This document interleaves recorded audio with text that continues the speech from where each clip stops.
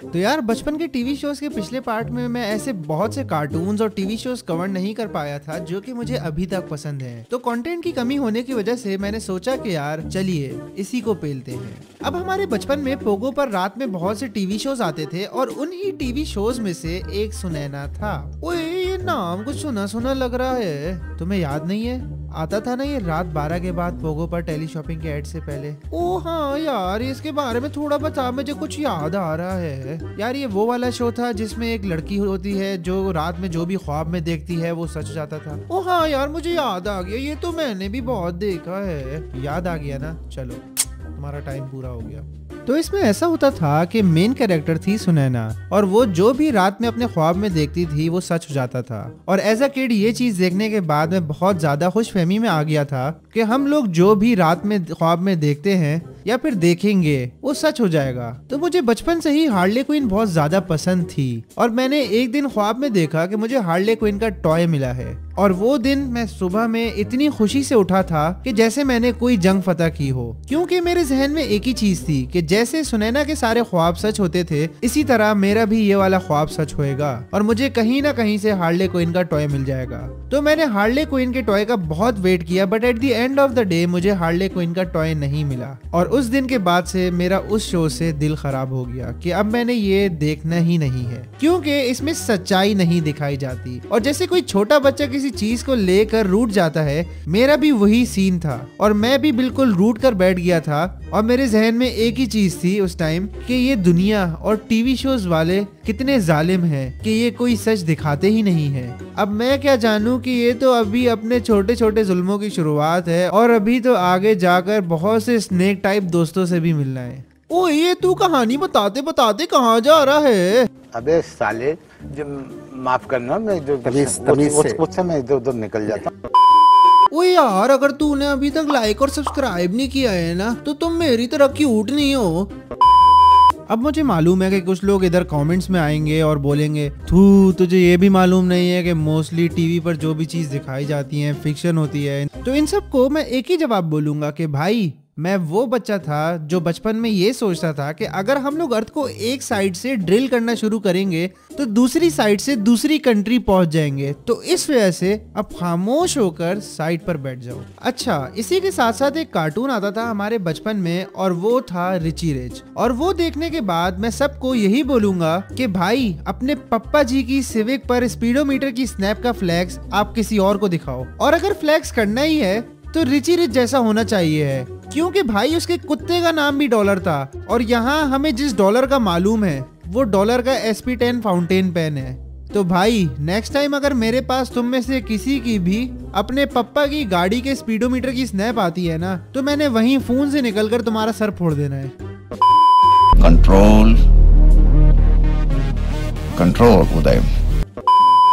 और सिर्फ यही नहीं भाई, आज के गैजेट्स क्या होंगे, उसका अपना पर्सनल रोबोट था और वो उस चीज का फ्लेक्स नहीं करता था। और इधर हमारी आवाम है कि कहीं बाहर खाना खाने जाते नहीं है कि सबसे पहले तो अपनी पूरी की पूरी इंस्टा फैम को लोकेशन से अपडेट कर रहे होते हैं, जिनको घंटा फर्क नहीं पड़ता कि आप क्या कर रहे हो। और अगर फर्क पड़ता भी है तो उन्होंने सिर्फ आपके पेट पर दर्द करवाना होता है।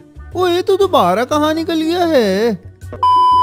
अबे साले, जो माफ करना, मैं जो मुझसे मैं इधर उधर निकल जाता।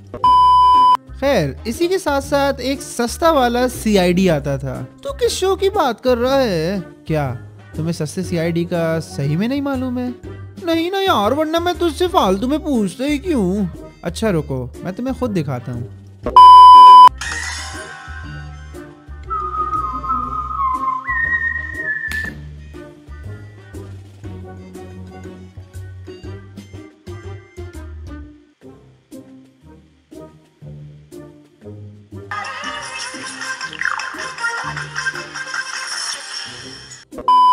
ओ यार, ये तो मैंने भी बहुत देखा है ना। बस सही है, आज की वीडियो में तुम्हारा बहुत ज्यादा रोल हो गया है, अब लटको नहीं, चलो बहुत टाइम हो गया है।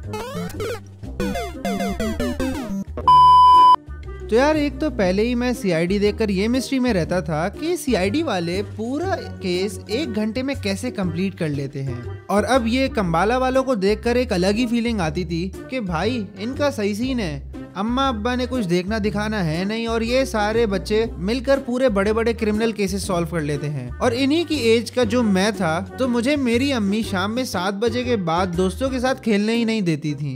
और उधर तो भाई उनका फुल पर्सनल स्पेस में अलग से छोटा सा ऑफिस भी बना हुआ था और ये केसेस सॉल्व करना मेरी एक ख्वाहिश ही रह गई। खैर, मैंने आज की वीडियो में बहुत से पार्ट्स और कार्टून्स को कवर नहीं कर पाया, तो उनका एक ट्रिब्यूट वीडियो मैंने ऐड कर दिया है।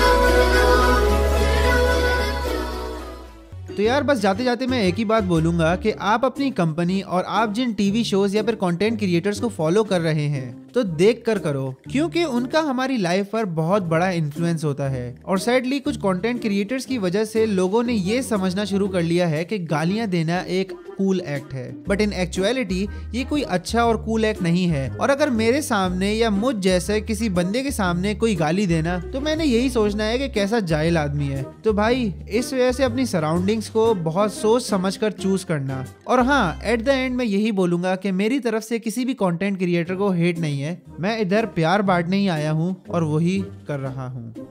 खैर, अगर आप लोगों को बचपन के टीवी शोज का पार्ट 3 चाहिए हो तो कमेंट सेक्शन में जरूर बताना। फिर आज की वीडियो को इधर तक ही रखता हूँ। अगर आपको वीडियो पसंद आई हो तो लाइक और कमेंट करना नहीं भूलना। और ऐसे कैसे हो सकता है कि तुम मुझे अपने फेवरेट कार्टून्स का नाम नीचे कमेंट्स में ना बताओ, तो जरूर बताना। और अगर तुम मेरे चैनल पर पहली मर्तबा आए हो तो बस इस सफर को अधूरा ना छोड़ो और नीचे सब्सक्राइब के बटन को लाल से सफेद करके एक ही कश्ती के सवारी बन जाओ। मिलते हैं इंशाल्लाह अगली वीडियो में। अपना ख्याल रखिएगा। अल्लाह हाफिज। वैसे यार, अगर तुम बहुत ही वेले हो मेरी तरह तो आ जाओ मेरे इंस्टाग्राम के हैंडल्स को फॉलो करो, जहां मैं अपने कॉमिक्स और एनिमेशंस की अपडेट देता हूं। इसी के साथ साथ मेरे फेसबुक को भी लाइक कर ही देना यार, थोड़ा बहुत ही तो है। और डिस्कॉर्ड को तो काउंट नहीं करते हो ना, क्योंकि उधर तो तुम लोग सब ज्वाइन कर ही लोगे।